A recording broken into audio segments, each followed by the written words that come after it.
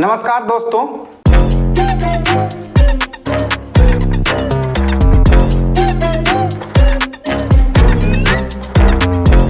आज Perth test का India और ऑस्ट्रेलिया के बीच जो टेस्ट था पर्थ में, उसका तीसरा दिन का खेल हुआ। दोस्तों, क्या जब से आप क्रिकेट देख रहे हैं, आज से क्या इस स्थिति में ऑस्ट्रेलिया को इससे पहले देखे थे किसी देश के खिलाफ? जी हाँ, ऑस्ट्रेलिया को ऐसा असहज कभी नहीं देखा गया था। जिस स्थिति में अभी वो है, यह एक तरफा मैच, वो भी टेस्ट मैच, वो भी उनके ग्राउंड में और पर्थ जैसे पिच पे, जिस स्थिति में अभी वो है, इससे पहले शायद इस तरह का स्थिति देखा नहीं गया। मतलब एक तरफा भारत द्वारा डोमिनेट किया गया, मौका ही नहीं दिया गया। जिस तरह से कल मैं बताया था कि होप कर रहे थे, यानी कि वो एक उम्मीद कर रहे थे कि विकेट मिल जाए, आज भी ऐसे ही शुरुआत से ही देखा गया कि वो विकेट लेने की कोशिश किए ही नहीं, सिर्फ वो उम्मीद कर रहे थे कि विकेट मिले। इसका एक एग्जांपल मैं दूंगा कि इंडिया जब बॉलिंग करने आई थी 4 या 5 ओवर लास्ट में, वो जितने भी बॉल डाले लगभग विकेट टू विकेट था, यानी कि विकेट पे अटैक किया गया। लेकिन ऑस्ट्रेलिया बॉलर द्वारा बॉलिंग को देख लीजिए, जितना भी बॉल डाला गया लगभग अगर अपवाद के तौर छोड़ दें तो सभी ऑफ स्टंप से बाहर। लग ही नहीं रहा था कि वो विकेट टेस्ट खेल रहे हैं या विकेट लेने के लिए जा रहे हैं या रन बचाने के लिए जा रहे हैं। ऐसा लग रहा था जैसे T20 खेल रहे हैं, वो रन बचाने के लिए जा रहे हैं। जितनी भी बॉल लगभग डाली जा रही थी, अधिकतर बॉलें जो है वो ऑफ स्टंप के बाहर डाले गए। तो बिल्कुल बॉडी लैंग्वेज उनका ऐसा लग रहा था कि वो मैच में बिल्कुल है ही नहीं, मैच के बाहर हैं, वो कोई मतलब ही नहीं। कभी हेड डाल रहे हैं तो कभी मिसल मार्क्स डाल रहे हैं, मतलब पार्ट टाइम बॉलर उनके ज्यादा बॉल डाल रहे थे। यानी कि उम्मीद वो छोड़ चुके हैं इस मैच में। इंडिया पूरी तरह इस मैच में अपनी पकड़ बना रखी। हाँ, एक अगर चमत्कार कहें अगर हो तो अलग बात है, नहीं तो मुझे नहीं लगता कि अब ऑस्ट्रेलिया इस मैच में वापसी कर पाएगा। अगर मैच बचाने की ही बात करें तो मैच भी मुझे नहीं लगता है कि ऑस्ट्रेलिया बचा पाएगी, अगर वो बचाने के दृष्टि से भी खेले तो। क्योंकि जिस तरह से बॉल कभी उछाल ले रही थी, कभी बिल्कुल ही उछाल नहीं ले रही थी। जिस तरह से ऑस्ट्रेलिया का पहला विकेट सेकेंड इनिंग में गिरा, वो बॉल को आप अगर देखेंगे तो बॉल बिल्कुल जहां उम्मीद किया था बैट्समैन, उससे कम से कम 1 या 2 फीट नीचे गई। मतलब बॉल वो उम्मीद किए थे कि कमर के ऊपर आएगी, लेकिन वो घुटने के नीचे बॉल रह गई। यानी कि बॉल में असमान उछाल हो गया है पिच में, जिस कारण खेलने में बहुत ही तकलीफ आने वाली है बैट्समैन को। आसान नहीं होगा ऑस्ट्रेलिया के लिए, लेकिन हाँ, भारतीय बॉलर के लिए खुशखबरी है और उनके लिए बहुत ही आसान हो जाएगा विकेट लेना और मैच में जीत के तरफ बढ़ने के लिए। जी हाँ, आज का खेल का जो शुरुआत हुआ था वो इंडिया 172 पे 0 था, वहां से शुरुआत किया इंडिया के केएल राहुल और ओपनिंग बैट्समैन जायसवाल दोनों पिच पे उतरे और काफी अच्छा पार्टनरशिप सुबह में भी किए। लेकिन केएल राहुल जो थे वो मिशेल स्टार्क की बॉल पे एलेक्स कैरी को पीछे कैच देकर वो चलता बने, लेकिन उससे पहले वो बहुत बढ़िया इनिंग खेल के गए और आगे आने वाले बैट्समैन को एक कॉन्फिडेंस दे के गए कि बॉल जो है बहुत ही अच्छा विकेट मतलब आ रही है बैट पे। और इसका परिणाम भी दिखा। आगे आने वाले जो बैट्समैन हुए, जैसे कि विराट कोहली हुए, पैडिकल हुए, वो भी काफी अच्छा जो है जायसवाल के साथ पार्टनरशिप करके गए। भले ही 25 रन खेले, लेकिन एक अच्छा छोटा सा पार्टनरशिप करके गए। उसके बाद कोहली आए, कोहली आते ही जो शॉट खेल रहे थे वो काफी कॉन्फिडेंस के साथ दिखे और एक मतलब जज्बा भरा हुआ इनिंग उनमें दिखा और काफी अच्छे शॉट खेले। कवर ड्राइव भी लगाए, स्ट्रेट ड्राइव लगाए, जो कि देखने लायक था। यहां तक कि उन्होंने फिर बाद में जब लास्ट में जब उन्होंने पहुंचे शतक के करीब, तो काफी तेज उन्होंने खेला। ये नहीं कि उन्होंने टीम के लिए खेला, अपने लिए नहीं खेला, 1-2 रन करके शतक के तरफ बढ़ने की कोशिश नहीं की। उन्होंने तेज खेल के, और आप देखेंगे कि 60 से 40 पहुंचने के लिए बहुत ही कम गेंदों का सामना किया उन्होंने।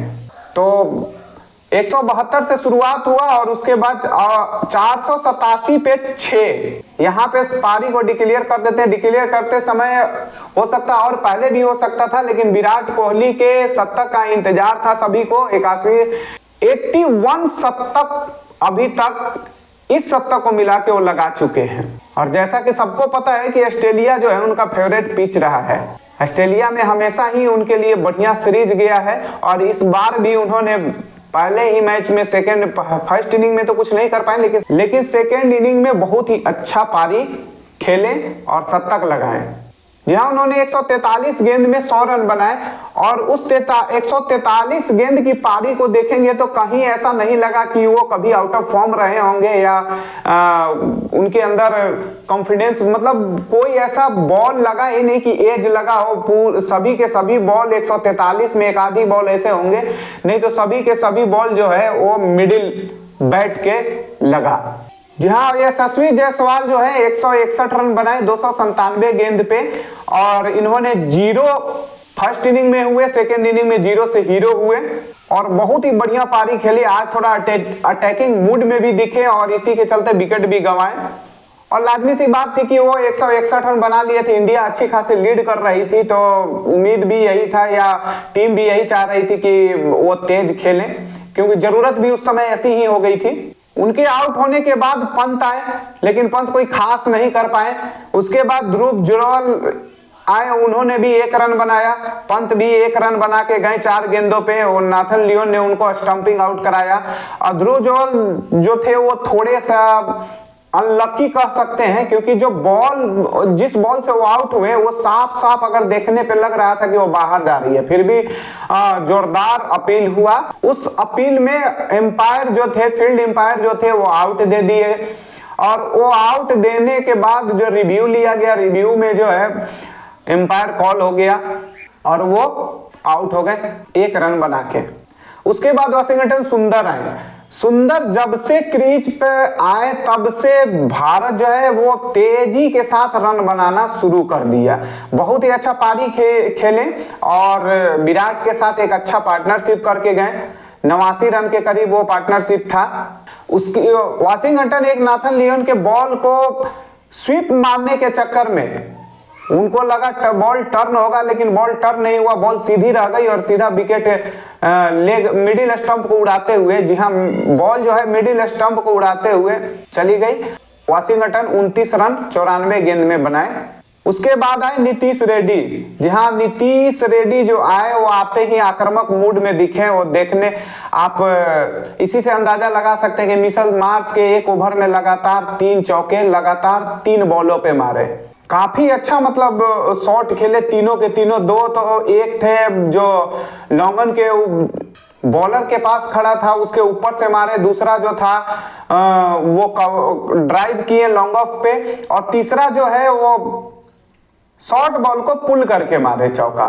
वो 3 चौका और 2 छक्के लगाए। 27 गेंद में 38 रन की पारी खेले, लेकिन काफी बढ़िया इफेक्टिव पारी खेल के गए।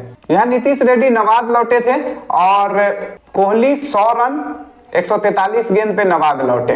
बॉलिंग अगर देखा जाए ऑस्ट्रेलिया की तरफ से, तो बॉलिंग में मिशेल स्टार्क 26 ओवर किए, 111 गेंद किए और 1 विकेट लिए। इंडियन बैट्समैन ने अगर किसी बॉलर को टारगेट किया तो वो मुझे लगा कि मिशेल स्टार्क ही थे। मिशेल स्टार्क को काफी महंगे साबित हुए। पर्थ जैसे पिच पे वो 4.3 की इकोनॉमिक रेट से वो बॉलिंग किए हैं। हैजलवुड सबसे इकोनॉमिकल अगर बॉलर थे तो वो हैजलवुड थे। 21 ओवर किए, 9 मेडन दिए और 28 रन 1 विकेट और 1.3 के इकोनॉमिक रेट से गेंदबाजी की है। उसके बाद Pats Cummins 5 maiden 25 over 86 run 1 wicket और 3.4 के इकोनॉमिक रेट से ये बॉलिंग की है। मिशेल मार्श 12 ओवर में 65 रन 1 विकेट 5.4 इकोनॉमी के रेट से ये गेंदबाजी की है। नाथन लियोन काफी इकोनॉमिकल रहे और इसी को देखते, इनकी बॉलिंग को देख के लग रहा था, उसी समय लगा था कि भारत के लिए बॉलिंग करना बहुत ही आसान रहेगा, यानी कि ऑस्ट्रेलिया को आउट करना ज्यादा मुश्किल नहीं होगा, क्योंकि जिस तरह से बॉल डाल रहे थे, बॉल को इनकी कभी बिल्कुल ही नीचे रह जा रही थी, कभी असमान उछाल, यानी कि कभी नीचे रह जा रही थी, कभी ऊपर चली जा रही थी। पिच लगभग पर्थ का जो था वो टूट रखा है, क्रैक आ रखे हैं, जिस कारण क्रैक पे बॉल पड़ते ही वो नीचे रह जा रही थी या तो ऊपर उठ जा रही थी।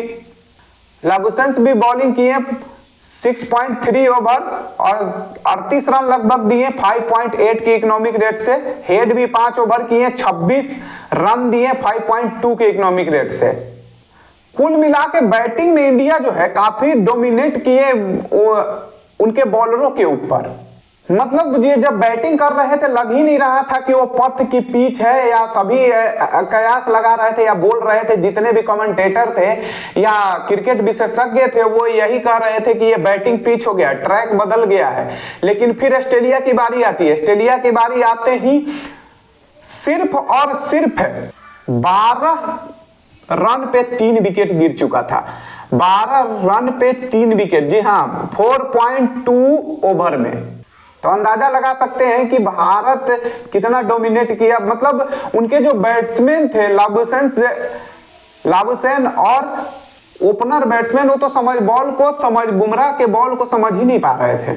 जिस बॉल पे नाथन आउट हुए थे, जो बॉल बुमराह ने डाली थी, नाथन ने उस बॉल को उम्मीद किया था कि वो बॉल जो है वो कमर के लेवल तक आएगी, लेकिन वो बॉल इतना डाउन रहा और इतनी तेजी से पड़ के पिच पे पड़ के वो इतनी तेजी से उनके तरफ आई कि उनको कोई मौका ही नहीं मिला और वो बॉल घुटने पे जाके लगी और एलबीडब्ल्यू करार दिए गए।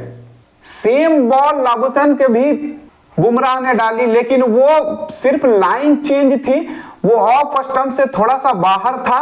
उन्हें वो लाबुशेन उसको छोड़ने के चक्कर में थे, छोड़े भी, वो बॉल जो है वो बैट उठा लिए और बॉल को कीपर के तरफ जाने के लिए छोड़ दिया, लेकिन बॉल पड़ने के बाद इतनी तेजी से स्टंप के तरफ आई कि इन्हें मौका ही नहीं मिला और बॉल सीधे उनके पैड से टकराई और अपील हुआ और अपील के बाद एम्पायर ने उसको आउट दे दिया। उसके बाद रिव्यू लिए, रिव्यू में भी वो आउट ही थे।